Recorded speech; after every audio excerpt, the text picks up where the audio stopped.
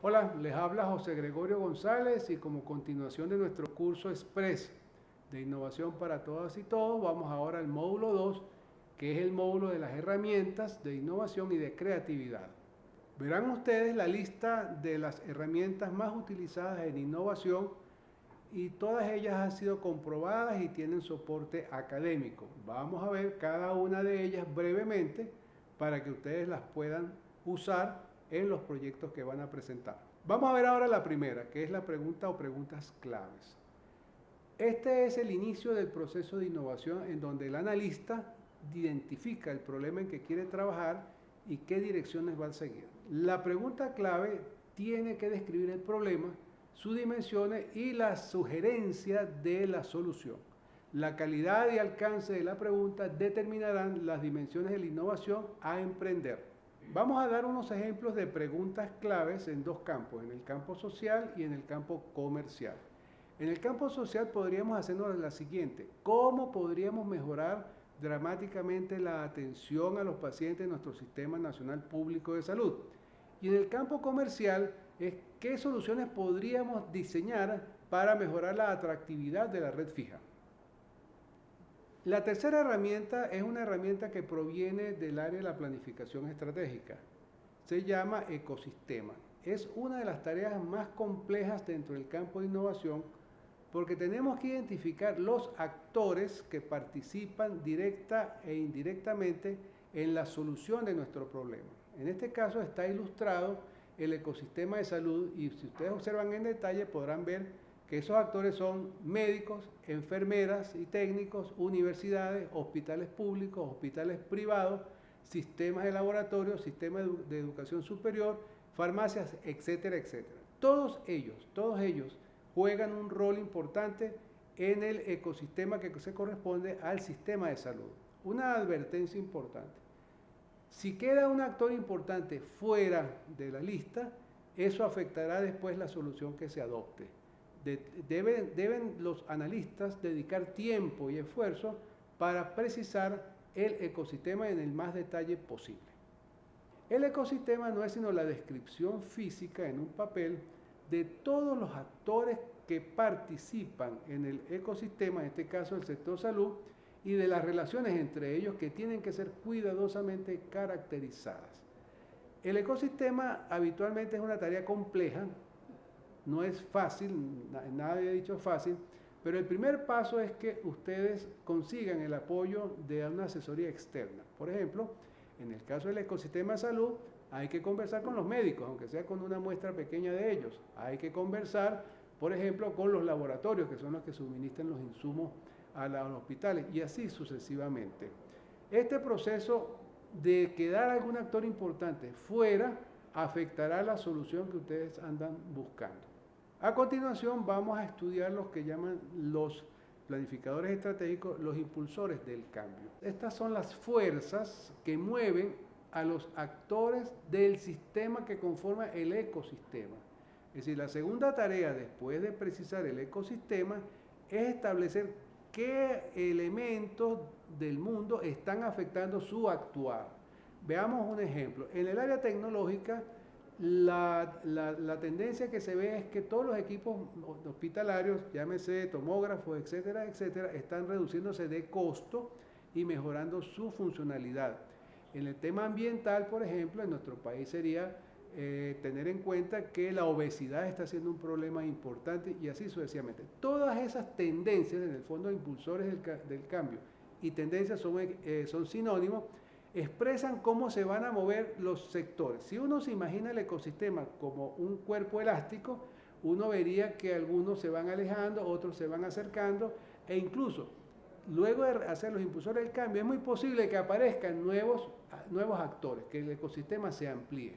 En el campo tecnológico hemos hablado del campo médico, pero hay tecnologías, por ejemplo, en el caso de computación. Hay cambios tecnológicos, por supuesto, en base de datos, llámese nube de computación o grandes datos y así sucesivamente. Entonces, es muy importante que los impulsores ustedes los tengan claro y vean hacia dónde se mueven.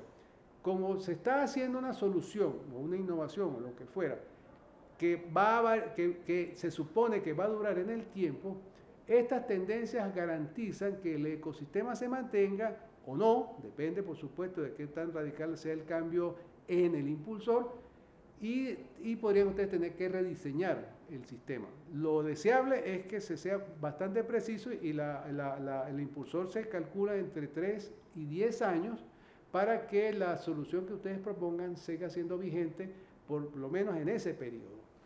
En la lámina siguiente veremos algunas explicaciones al respecto y lo importante es el propósito, que es que le permita al equipo diseñador conocer e identificar los impulsores del cambio que determinan la magnitud del problema a resolver. A continuación verán ustedes los resultados y luego cómo abordar el problema. Esos actores se mueven en un sistema dinámico que se llama la sociedad venezolana. Esos actores tienen agendas propias de la más diversa índole que tienen que ser tomadas en cuenta por el analista a la hora de diseñar la solución. Un caso sencillito, por ejemplo, que hemos estudiado es el caso del cuidado de ancianos. En el campo social hay un impulsor que es que ellos cada vez se sienten más solos. En el campo, digamos, tecnológico, hay máquinas y dispositivos que permiten llevar el control de su salud, y así sucesivamente. Pero para el caso de salud que estamos hablando, el ecosistema es extremadamente complejo y requiere estudios de mucha profundidad. En la lámina que están en estos momentos ustedes observando, verán las tres siguientes herramientas, que son las narrativas, la tormenta de ideas y la carta del futuro. Esas tres herramientas tienen una tradición muy larga en innovación y en general en el mundo de los sistemas y de la planificación. La narrativa es el mecanismo mediante el cual nosotros echamos, valga la expresión popular, echamos un cuento de cómo evoluciona un sector, de manera de que podamos todos compartir esa visión. La tormenta de ideas no es sino un mecanismo democrático, colectivo, altamente participativo en el cual se recogen las ideas de todos. Y la carta del futuro es una herramienta que proviene de la planificación estratégica que nos ubica dentro de 10, 5 o 10 años, pero siempre en el futuro, y luego nos regresamos. Todas tres actúan simultáneamente, interactúan simultáneamente, sujetas a la pregunta de fondo y sujetas a los impulsores del cambio. A continuación vamos a ver cada una de ellas. Vamos ahora a ver la narrativa. La narrativa, esta es una historia que le contamos a la exministra Sader, bueno, hace como 5 o 6 años, en la cual le poníamos de manifiesto los problemas y las vicisitudes que una persona del campo que queda embarazada pasa por hasta que resuelve su problema. En este caso, la narrativa estaba orientada a la solución. Ella comienza así, la narrativa. La joven María se sospecha que está embarazada y entonces va al barrio adentro o al ambulatorio más cercano a su ciudad donde nació, que es Pregonero. Ella es hija de campesinos y vive en las afueras de esa ciudad. La persona que está allí, ya sea un técnico de salud, o sea una comadrona, o sea una enfermera, la atiende y se da cuenta que ella no está en capacidad de resolver ese problema y se comunica vía la máquina, el computador y una cámara que está anexa, se comunica con un centro de llamada a un primer nivel, que se llama el nivel de internista. Allí están ubicados estudiantes de último año de medicina o doctores recién egresados. Allí él se encuentra también y la cámara le detecta y le muestra los signos vitales de María y también se dan cuenta de que es mejor ir a un especialista, en este caso a un segundo nivel, que es el nivel de los ya especialistas médicos. Y una persona, un doctor allí, que en la narrativa nuestra se llama Martínez, pues detecta que es necesario que María vaya a un hospital para que le hagan ecosonograma y una tomografía. Ese hospital, le pregunta a ella, porque los tres están escuchando, o sea, María, la comadrona, el médico que está en el primer nivel y el especialista, se escuchan todos y se están viendo todos. Le pregunta que qué hospital, y ella dice el Hospital Central Hoy Ruiz Pineda de San Cristóbal. El médico, especialista en este caso, teclea unas instrucciones, analiza una base de datos y le dice a María, mire, el doctor Ramírez, que es un conocido médico en materia de embarazos, está disponible para dentro de 3 días a las 10 de la mañana en el Hospital Central. ¿Le sirve? Sí. Y allí se desata toda una historia de viajes, de atención y tal, donde nuestro sistema de salud se comporta de la manera más eficaz y eficiente con ella.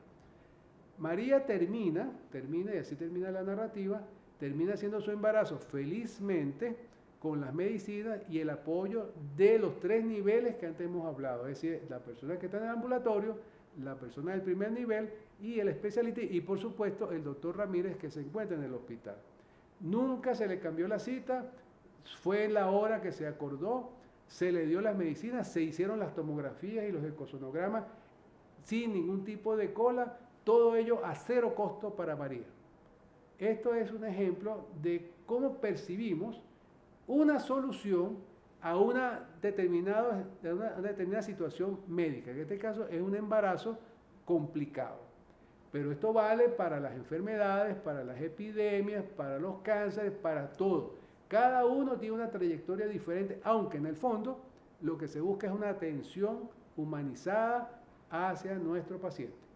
Ahora vamos a analizar una de las herramientas más importantes de innovación que se llama tormenta de ideas o por su nombre en inglés brainstorming. Es un mecanismo participativo, democrático, colaborativo en el cual todos los participantes tienen derecho a participar y expresar sus ideas. Los principios que lo rigen son no criticarás, no juzgarás y construirás sobre lo que los demás aporten.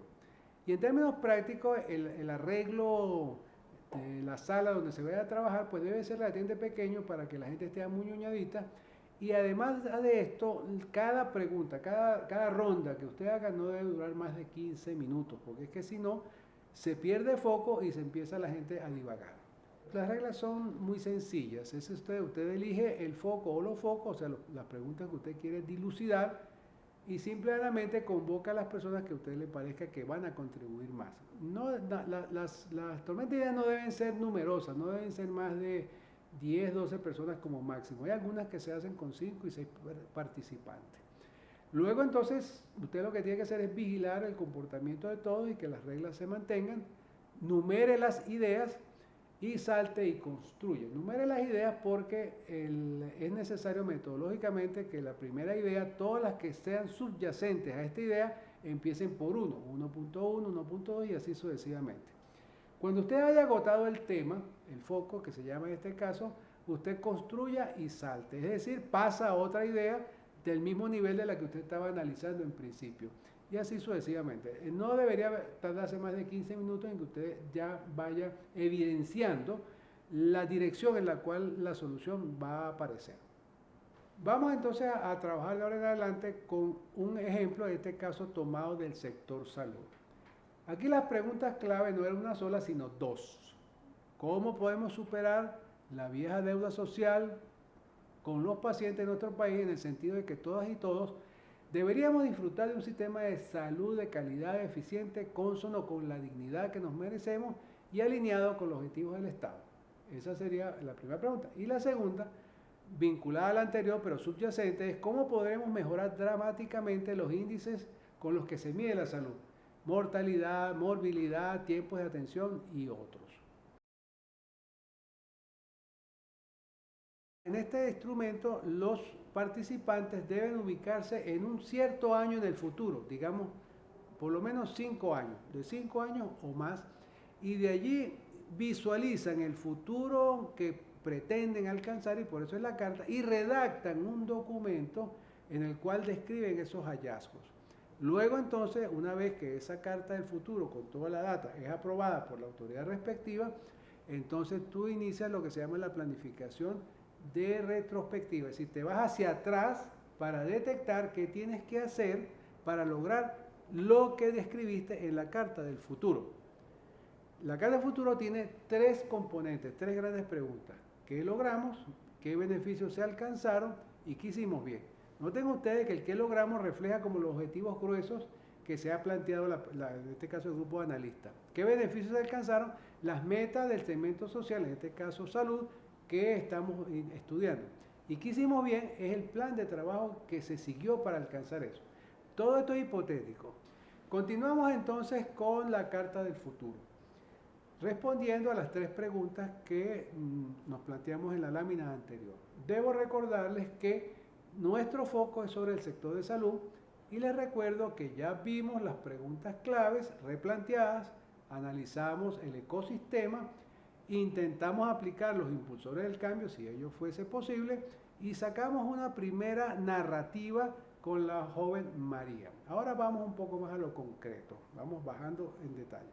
Y recuerden ustedes también que estamos ubicados a 5 o 10 años, es decir, aquí todo es en pasado porque ya se ejecutó.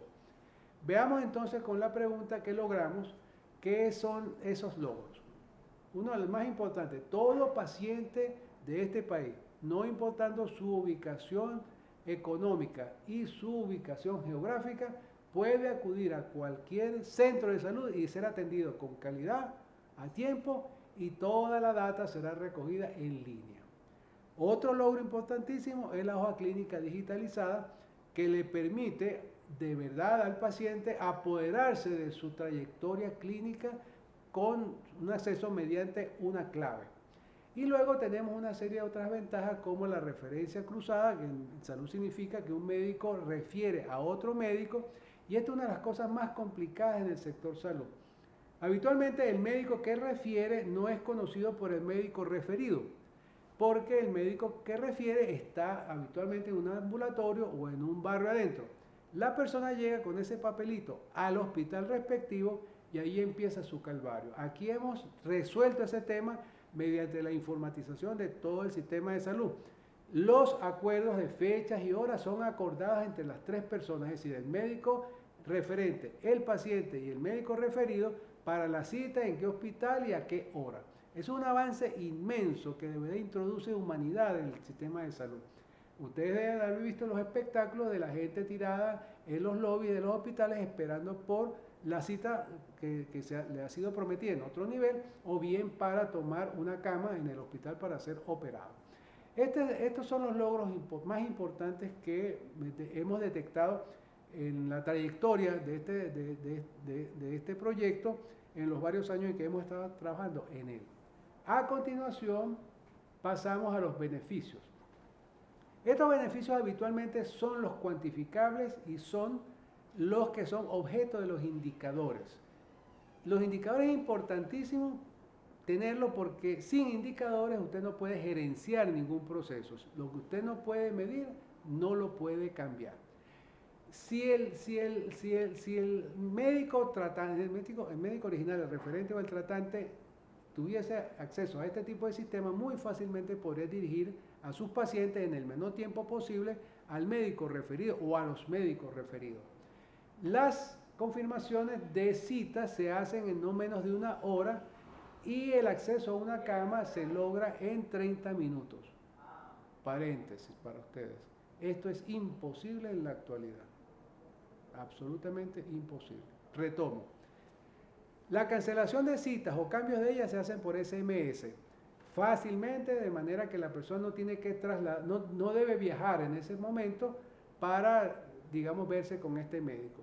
Un caso personal es que mi señora madre le cancelaron una cita exactamente cuando estábamos en el hospital militar y luego tuvimos que volver otra vez a pedir la cita y luego volver a ratificar esa cita. Al fin se dio, pero la excusa que nos dio en este caso el médico tratante era que estaba haciendo una operación de fondo.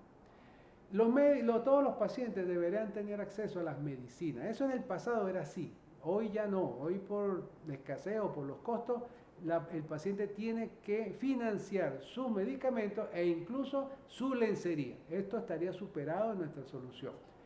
Y luego entonces las áreas de emergencia se descongestionaron. No sé si ustedes saben que todo paciente en el hospital público ingresa por la emergencia, así sea un catarro o así sea, llegue la persona con 4 o 5 balazos encima, entra por la emergencia y allí deriva hacia el ambulatorio que le corresponda. Esto, por supuesto, es innecesario porque las emergencias es para eso, para emergencias. Y finalmente, una cosa muy importante que se logró fue minimizar los robos.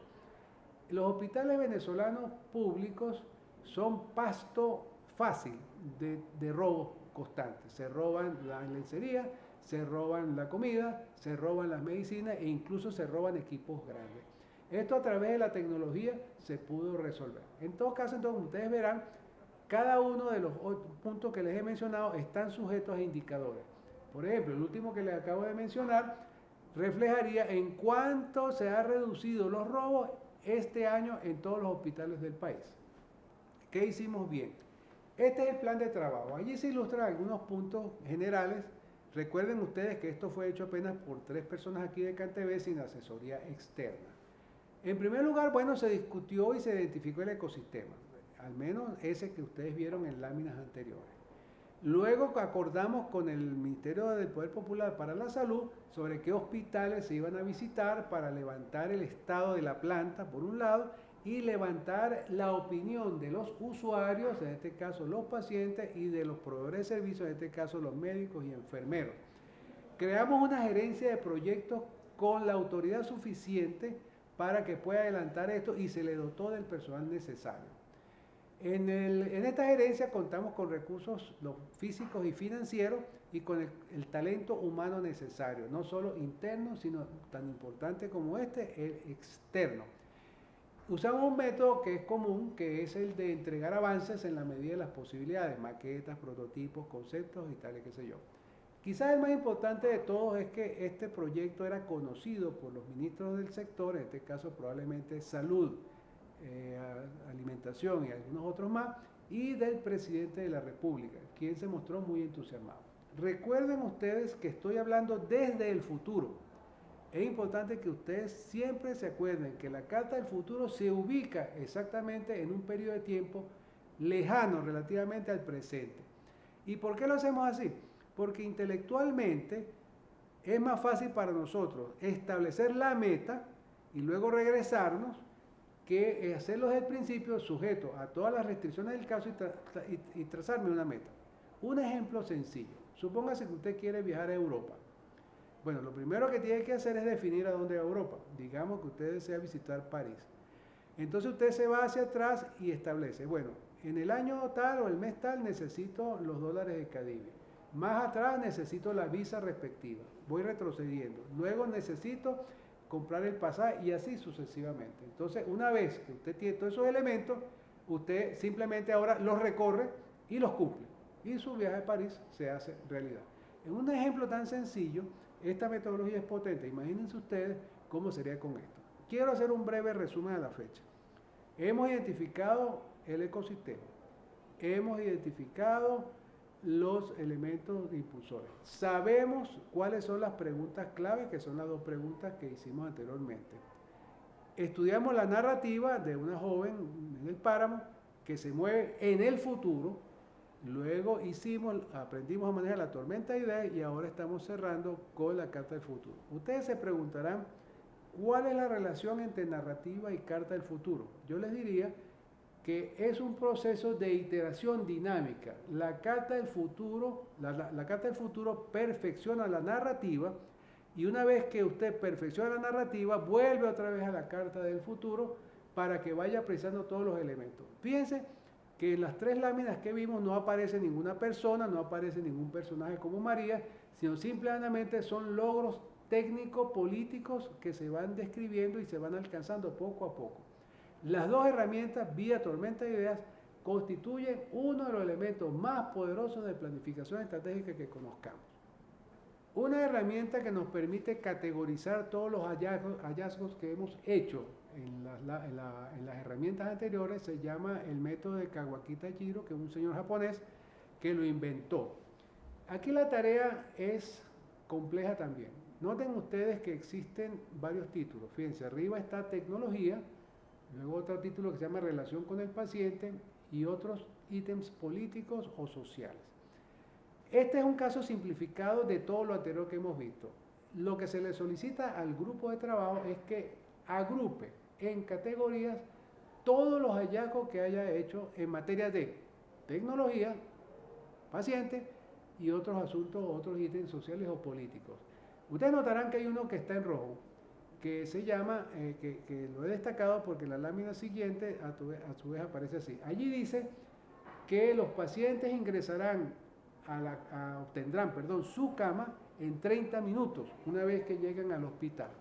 Si pasan a la siguiente lámina, la observan, verán que es un diagrama ahora de árbol en el cual el cuadrito en rojo destaca que se quiere un tiempo de ingreso de 30 minutos y luego todos los cuadros azules son la solución más general, desde la izquierda en azul hasta la derecha, van bajando en detalle.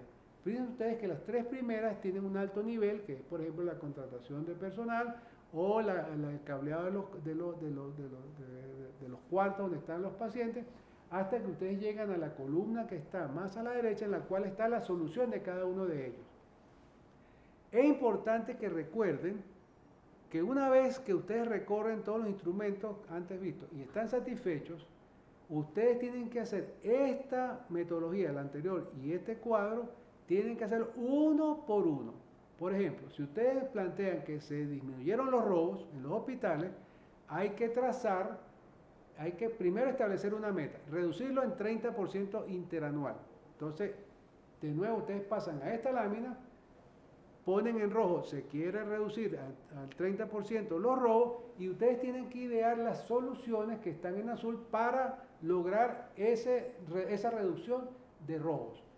Y eso se hace uno por uno. Es una tarea muy grande, muy larga, pero es la única. Y eso evidencia el por qué sistemas tan complejos como el de salud solo conocen fracaso tras fracaso en todas y cada una de las reorganizaciones que ellos se han planteado. En este momento, la primera vez que yo me enfrenté con esto, me sentí abrumado por la cantidad de trabajo que involucra. Si ustedes agarran la lista de lo que logramos, qué beneficios se obtuvieron y qué hicimos bien, cada uno de esos numerales que están allá requieren una categorización como la que vimos anteriormente en el diagrama de Kawakita-Jiro y requieren para cada uno de ellos un árbol como este que está aquí presente. Esa tarea es larga, no es tediosa porque es sumamente creativa porque está resolviendo problemas, pero que no les abrume la cantidad que tienen que hacer, porque para ello se trabaja en un grupo no de 2 o 3 personas, sino de 40 o 50 personas. Aquí el consejo es persistencia y análisis sistemático de cada uno de los puntos. Además, por supuesto, ustedes tienen que encontrar, se van a encontrar con que alguna solución, por ejemplo, para reclutamiento, atender amablemente al paciente, se da también con otro, por ejemplo, con los médicos. ¿Ven? Entonces ustedes después pueden agrupar una solución para entrenar a las personas del sistema de salud, lo que llaman los frontales del sistema de salud, en una política común de relación con el usuario, de trato respetuoso, de trato amable, de trato proactivo. Por eso es que las herramientas son extremadamente potentes, pero generan mucha data y esa data tiene que ser manejada apropiadamente y sistemáticamente. Esta técnica viene del pensamiento lateral, que es un área de las ciencias cognitivas y fueron creadas por el profesor Edward de Bono. Y se caracteriza o se esquematiza con unos sombreros que van del amarillo al rojo y tal.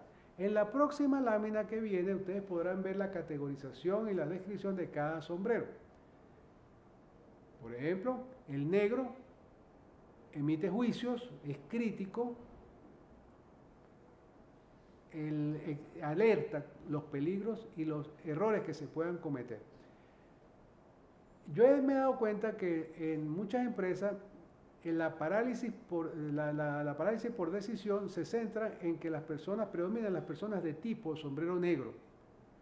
Hay que utilizar los demás sombreros para llegar a unas conclusiones, digamos, más razonables. Tenemos el amarillo, que es el optimista, el blanco, que exige información conocida y tal, el rojo, que es el emocional, el que le parece fabuloso lo que estamos haciendo, el verde indica la creatividad y por supuesto el sombrero azul es el de pensamiento estructurado y es quien dirige el debate. En la lámina que sigue podemos ver las preguntas más típicas de los sombreros. Veamos entonces el sombrero negro. Por ejemplo, el sombrero dice, esta será la solución más apropiada, que allí está descrito con las siglas TESER, que significa el trabajo a ser ejecutado. Y así sucesivamente las distintas preguntas que lo ven en todos ustedes. el secreto de los sombreros de bono es que ustedes, en la medida que van avanzando con la narrativa y con la carta del futuro, ustedes deben hacerse estas preguntas para ver si van por el buen camino, para ver si es factible, si no es riesgoso, si predomina la pura emocionalidad, etc. Ustedes van poco a poco yéndose. Digamos el caso de que vimos ahorita de los 30 minutos. Esa solución es realmente factible como exige el sombrero negro. Entonces, allí ustedes deben discutir y ver si eso es así. Por ejemplo, para que una persona sea atendida en 30 minutos en una situación tan congestionada como un hospital público, a lo mejor exige que hayan varias muchachas y muchachos en el lobby atendiendo a estas personas. Puede ser política el Ministerio de Salud no tener muchas de estas personas, en consecuencia la meta de 30 minutos tendría que lograrse por otra vía, por la vía probablemente tecnológica. Y así van dándole hasta que ustedes van llegando a una solución que satisfaga, en este caso, al proveedor, que es el Ministerio de Salud. Este trabajo también es sumamente creativo porque cada sombrero negro, perdonen, me vuelvo a repetir, el grupo se comporta como sombrero negro todo, de manera de recoger todos los pesimismos en un solo viaje. Luego se pasa al amarillo, al blanco, al verde y al rojo, iterativamente, hasta que se alcance una solución consensuada que primero ya viene de las herramientas anteriores que te enseñaron cómo llegar a ellas y esta que te precisa cuáles de ellas son factibles. Y aquí tienes que tener muy claro la factibilidad política, la técnica, la financiera y la social, de la cual hablamos cuando definimos innovación social en el módulo número 1. El análisis de Kano es una de las últimas herramientas que vamos a estudiar y nos obliga a pensar en los atributos del servicio que vamos a prestar. Hasta ahora sabemos, ¿qué sabemos? En el caso de salud, que todo paciente se le va a dar su cita en no menos de una hora, que va a tener 30 minutos para que ingrese al hospital respectivo. Y digamos que los robos disminuyeron drásticamente un 30%. Entonces, mi solución tiene que tener una serie de atributos, la solución que le voy a proponer al Ministerio de Salud, y algunos de ellos están clasificados como lo que llaman de umbral, los que llaman de desempeño y los que llaman de excitación. Cada uno de ellos tiene una explicación. El primero es aquello que espera la gente. Digamos que en el caso de robos, la solución que hemos adoptado es de utilizar lo que se llama RFID y arcos detectores de señales eléctricas, y eso es igualito al diagrama de barra. Usted le pega una calcomanía al equipo o cuestión, le pega la calcomanía, y si ese aparato se mueve de la puerta, va a sonar una alarma. Bien, eso lo ven ustedes constantemente en los negocios que desactivan, dicen ellos, desactivan la excitación que tiene el equipito. Ese sería de umbral. El de desempeño son interesantes, pero él los conoce. Entonces, si yo pongo un sistema de cerrado de televisión, la persona le va a parecer muy bien, porque va a quedar prueba, evidencia del acto del robo, pero ya lo conoce y listo, y no hay mayor problema con eso. Pero uno de excitación sería aquel que reconoce, por ejemplo, tiene reconocimiento de rostros, está conectado con el SAIME y con el 6CPC, y ese rostro identifica a un delincuente, por lo cual yo puedo prevenir el robo, es decir, el intentar sacar el equipo, o bien el yo haberlo sacado y me escapo, lo impido porque yo detengo al delincuente en sitio. Ese sería un atributo inmenso, por supuesto muy difícil y costoso, pero si ustedes piensan que los robos en el sistema de salud equivalen a varios billones de bolívares, es posible que una solución de ese tipo pueda ser interesante para el usuario. A continuación, ustedes podrán ver una lámina en la cual existe una tabla que resume, por un lado, los atributos del servicio que yo quiero prestar, y en las columnas está cada uno de los valores que yo voy a brindar en mi servicio.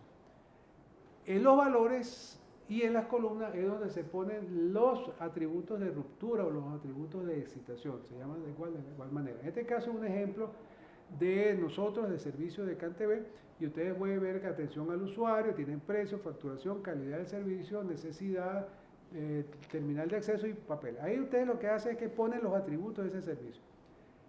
A mí me sorprende que eso no se usa extensivamente en nuestra empresa cuando hacemos productos y servicios nuevos.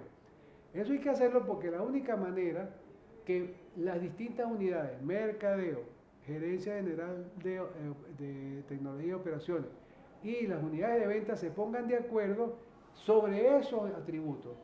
Y luego entonces cada una de estas unidades tiene que diseñarse para poder cumplirlos. Por ejemplo, es típico de instituciones públicas, en este caso, que sería la columna de atención al usuario. El precio sería de finanzas, la facturación sería de sistema, la calidad de servicio es responsabilidad de la GGTO, la necesidad es de quien la planteó, en este caso probablemente instituciones públicas. El acceso al terminal es una política que tiene que ver, por ejemplo, con si vamos a obsequiar el terminal, si lo vamos a cobrar barato, lo que fuera. Y los paquetes es si este servicio pueda ser integrado en otro paquete. Fíjense ustedes que hay como 6 o 7 responsables que tienen que ejecutar su trabajo para este producto o servicio en particular. Imagínense ustedes ahora si nosotros vía innovación pudiéramos tener 40 servicios nuevos. Bueno, tendríamos que tener 40 o 50 láminas de estas, probablemente más grandes, más largas, más profundas, sobre todos esos atributos. Un planificador agruparía características, por ejemplo, de GGTO, calidad de servicio. Entonces ellos definirían 3 niveles de servicio, por ejemplo, uno estándar, uno de desempeño y uno de excitación, en el cual en la calidad del servicio es que yo atiendo la reparación de cualquier falla en menos de 4 horas. Y el estándar sería en 5 días. El primero que mencioné tendría un costo adicional, porque es como una especie de seguro. El otro sería el costo, que no tendría costo porque ese es el que presto habitualmente. Y así con todos ellos, Visto todo este material, lo que me queda es despedirme de ustedes y agradecerles la atención que me hayan prestado. Sin embargo, quiero recordarles unas cosas. Como anexo se le presentan a ustedes varias láminas que recomiendo que las vean. Si les da chance, pues estudienlas. La primera tiene que ver con 3 links que les enseñan a ustedes cómo hacer presentaciones de impacto y contundentes en 3 minutos. Allí pueden ustedes ver 2 ejemplos y una metodología. Asimismo he incorporado 2 anexos adicionales que son la estrategia de Blue Ocean y la estrategia de crecimiento impulsado por descubrimiento, perdón. Eso es material opcional que ustedes pues lo analizarán a voluntad, pero se los recomiendo porque constituyen un refuerzo a todo lo visto anteriormente. Dicho lo anterior, de verdad, muchas gracias por la atención prestada y espero pues que inicien ustedes la carrera de innovación con buen pie. Chao.